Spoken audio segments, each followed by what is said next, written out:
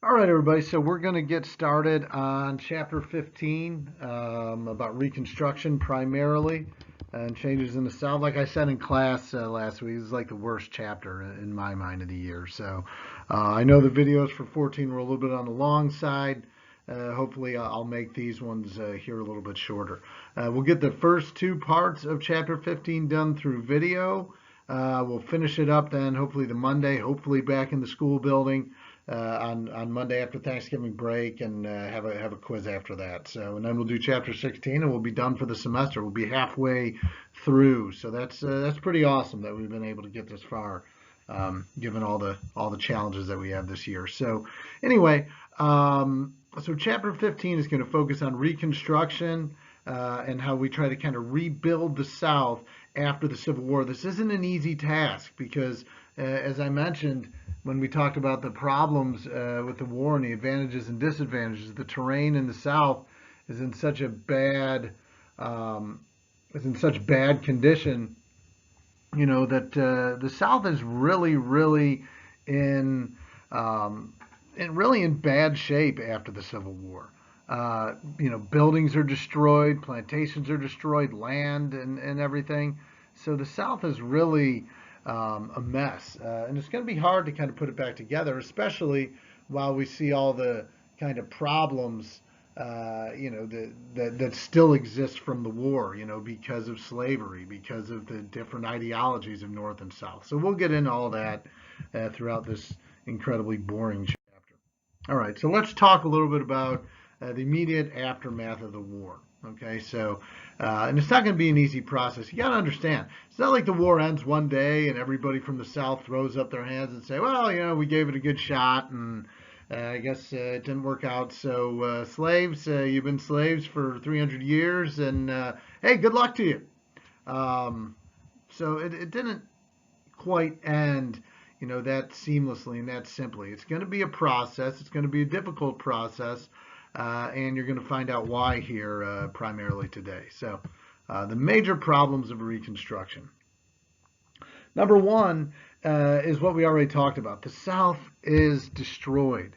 The people of the South are angry. They're disappointed. They thought they were going to win this war, and for the first 2 years of the war, it looked like they were going to win the war, and then, the disadvantages that they couldn't overcome, with the numbers and the economic resources became too much.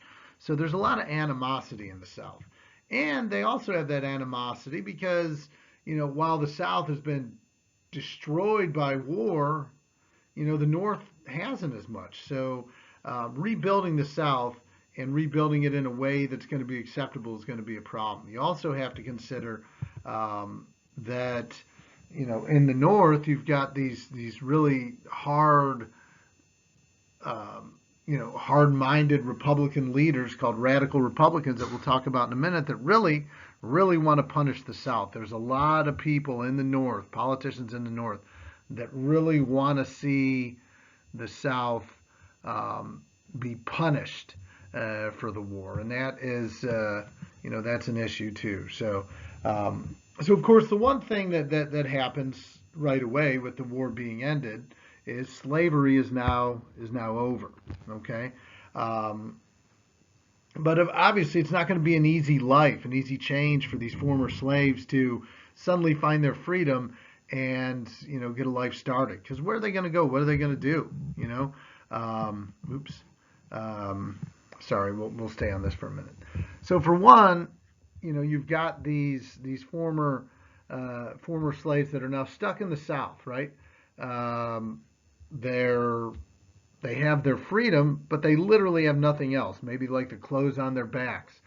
Families have been separated and all that stuff. So you've got these former slaves. They've got no money, and they own no land. They've really got nowhere to go. You can make the argument that they could go up north, but how are they going to get there? They're going to walk.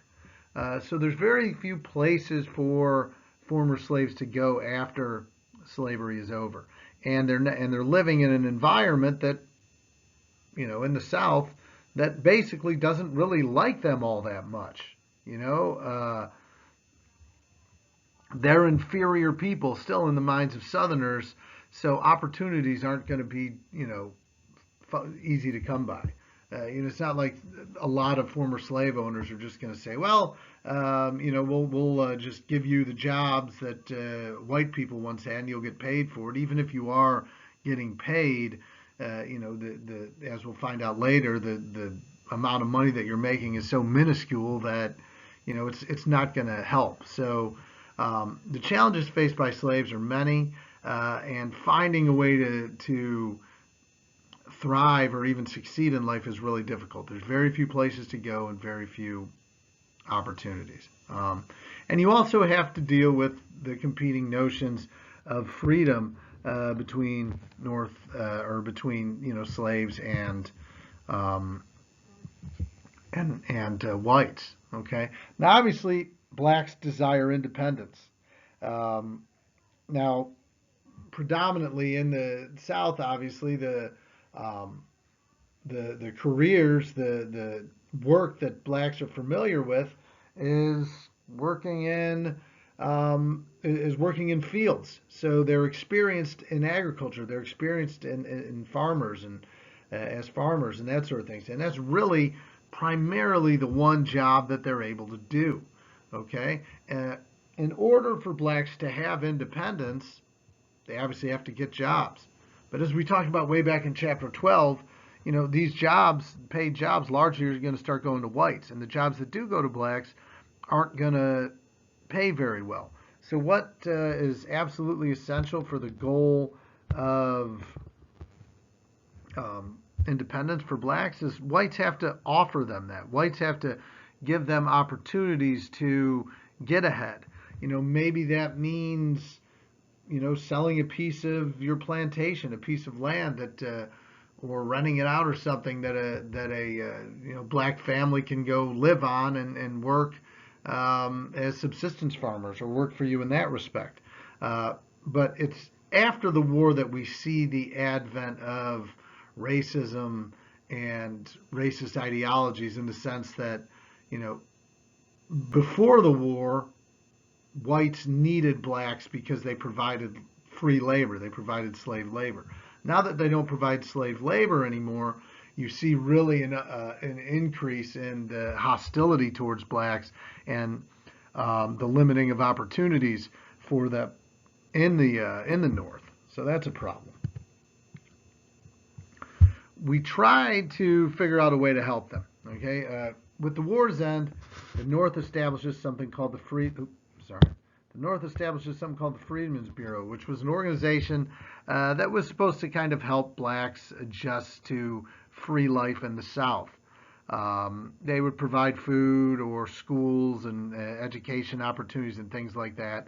But it wasn't managed particularly well. It was run by a general by the name of Oliver O. Howard, who was a military guy, not really much of a politically minded figure as much. So that made it very difficult for the Freedmen's Bureau to really succeed. And it lasted for about a year, saw very limited success. They built some churches for blacks and some schoolhouses for black kids, and tried to provide food and stuff like that. But that doesn't go nearly far enough in providing the necessary opportunities to really allow blacks to get ahead in Southern society. And again, there's that issue of, even though we got them freedom, they're really not wanted in the North either necessarily to compete with whites in the North for jobs. So the Freedmen's Bureau ultimately is a failure because it wasn't very well conceived, and essentially doesn't go far enough to really help the conditions for blacks in the South. I just spelled enough wrong. All right. So let's talk about some of the plans here for Reconstruction. How are we going to handle Reconstruction? And there's a lot of disagreement in the North. There's a lot of political disagreement about how best to handle Reconstruction. For one, the one big thing that, of course, comes out of it is the 13th Amendment. So the 13th Amendment, of course, bans slavery. So this is the big one. This is, I guess, kind of a result of the Emancipation Proclamation. But the 13th Amendment bans slavery, or bans any condition of servitude in the United States. So slavery not just for blacks but overall. This is 1865, so it's the first time that we've had a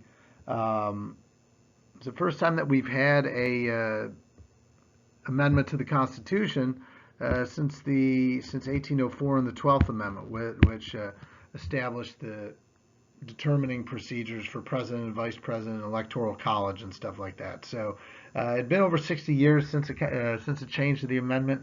I think that's the longest period since our country was formed, since the Constitution and the Bill of Rights were finalized in 1791. It's the longest period in our country's history between constitutional amendments. Okay, so it's like 61 years. All right, so it's been a while since we made any changes to the Constitution, and obviously that's one big step. But there's going to be more that need to come later on, and we'll get to those later. We also have to figure out our overall plan for Reconstruction. Abraham Lincoln was all about preserving the Union once the war started. His objective is to preserve the Union. So he proposes what's called the 10% plan. This is obviously while Lincoln is still alive.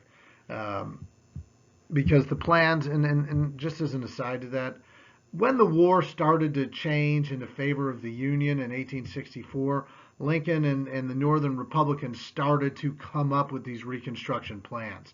So if you're asking yourself, wait a minute, wasn't Lincoln killed?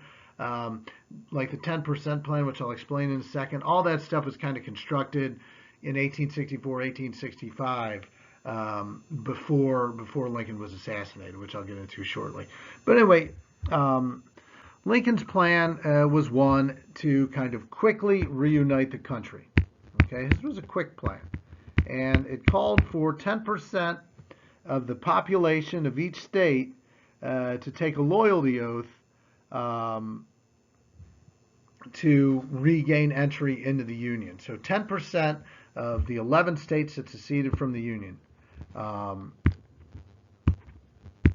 were needed in order to rejoin the Union. So again, Lincoln's 10% plan. Take a loyalty oath. Once 10% of the state's population takes this loyalty oath, that state is now rejoined to the Union. So it's an easy plan. It's a plan that's going to get the states back in quickly, because that's what Lincoln's all about. Let's put the country back together as one, and then we'll work on the problems between North and South. Then we'll work on rebuilding the South and trying to kind of bring everybody together. So that's his plan. Conservative Republicans like it, but the more crazier ones that were known as radical Republicans, of course, don't like it. They think it doesn't go far enough, that the South needs to be punished for the war. This is Thaddeus Stevens, by the way, one of the leaders of the radical Republicans. Also, Charles Sumner, the guy that got beat with a cane, he was also another leader in the radical Republican movement. And they, of course, really want to see the South punished. Lincoln doesn't want to do that. So the alternative to that is proposed by the radical Republicans, and it's called the Wade-Davis Bill. The Wade-Davis Bill called for a majority of the population of southern states to take what they called the ironclad oath, which was like basically saying they did not support secession and never supported the war. And only once a majority of each southern state took this ironclad oath would that state be able to gain readmittance to the Union. Okay, so there's the Wade-Davis Bill, there's the ironclad oath. There's the Wade-Davis Bill and the Lincoln's 10% plan. Ultimately, Lincoln's 10% plan wins out. The Wade-Davis Bill was passed by Congress, a strongly Republican Congress who wanted to see the South punished, but Lincoln pocket vetoed it. I believe it's the first pocket veto, or one of the first pocket veto a president has ever done. where basically they don't sign the bill until Congress is out of session, and after 10 days, it just gets defeated. So Lincoln pocket vetoed it and passed the 10% plan, and that was the plan kind of moving forward. Now, since we're not in the building together, there's a question I want you to answer, and I want you to shoot me a quick email with the answer to this question, right? Now that I've explained both the 10% plan at the and the Wade Davis bill, which plan do you think is more successful and makes more sense, and why? So is Lincoln's 10% plan the better one, or is the Wade Davis bill? Okay. Do you think the Lincoln's 10% plan goes far enough to punish the South, and do you think that the Wade Davis bill goes too far? So kind of provide an answer to that question. Shoot me an email with it. That'll be confirmation that you actually watched this video, and get that to me by tomorrow evening. Okay, and that'll of course go towards your participation grade for the quarter here. So again, which plan do you think was better, and do you think which one do you think Lincoln's plan goes far enough, and does the Wade Davis bill go too far? All right. Now, obviously everything gets messed up when Abraham Lincoln is assassinated. Now, the plan to assassinate Lincoln was a big one. There were other people that were supposed to be assassinated that night too, including Ulysses S. Grant and the Secretary of War, William Seward. But they end up not getting, the guys that were supposed to kill them kind of backed out, got scared and backed out. But of course, John Wilkes Booth goes through with the killing of Lincoln. How did it happen? Okay, well, John Wilkes Booth was an actor, and actually fairly well known on the East Coast. A lot of actors back then, they would travel from kind of big city to big city and do performances of different plays, and they would become fairly well-known people. So, if you were into plays and theater and stuff, you probably knew who John Wilkes Booth was. And since he often performed at Ford's Theater, he knew the people that worked there. And there was a door access from the outside that went up to the balcony where Lincoln was watching the play from. So Booth knew the guy that worked there and went in. He let him in, and he went up and just came up behind Lincoln on the balcony, of course, shot him in the back of the head, then jumped over the balcony and escaped, breaking his leg in the process. People, of course, are shocked at, what had just happened. Lincoln didn't die till the next morning, though he was effectively dead immediately because he was shot in the head. And this throws the country really into chaos pretty quickly. Booth was captured a few days later. He was captured in some barn that he wouldn't come out, so they set fire to it, and he was killed. And that's the story of the first presidential assassination in our country's history, by a guy that, like I said, John Wilkes Booth, a lot of people knew who he was. But there's a big problem with what happens now. So Lincoln's idea when he ran for re-election was to pick a Southerner who had stayed with the North to help reunite the country more quickly. Okay, and he picks a guy named Andrew Johnson. Andrew Johnson was one of the few Southerners, senators that stayed with the North, so he agreed to become Lincoln's running mate, and of course they win the presidency. There's probably not been anyone, maybe not, but there have been few people less suited to be president of the United States than Andrew Johnson. And now suddenly he finds himself as president of the United States. Now, Johnson is considered a Republican, but was technically a Democrat, a Southern Democrat. And though he didn't support secession, he also isn't someone who you would call a big anti-slavery figure either. So Johnson is a really interesting person to be in charge here at this time. And it becomes evident very quickly that he's not up to the task. He's a guy that kind of came from a poor background, so he wanted to make himself feel more important. So like he supported the Wade Davis bill a little bit more than the Lincoln's 10% plan, and kind of pursued a Wade Davis bill more against the South, just to show the rich people in the South that he was in charge and wanted to and wanted to kind of impose his power over people, especially like the elite, wealthy people of the South. Now, this plan that we talked about before, the Wade-Davis bill, essentially is not a very good plan, okay? Because Johnson wants people to take this ironclad oath, A, okay, so he wants the oath, but B, he also establishes really quickly provisional governments in each of these states without really giving, I'm not going to write that, whatever. Puts provisional governments in each state